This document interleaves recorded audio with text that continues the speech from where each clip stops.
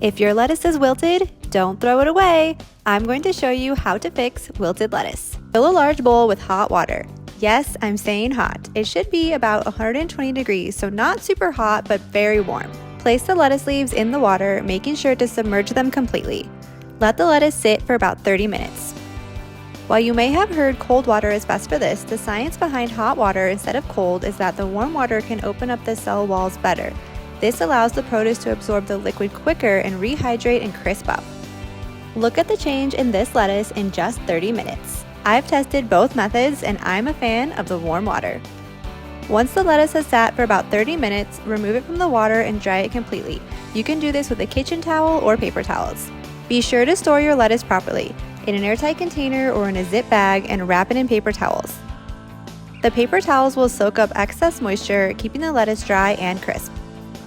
If you want more kitchen tips and tricks, make sure to hit that subscribe button.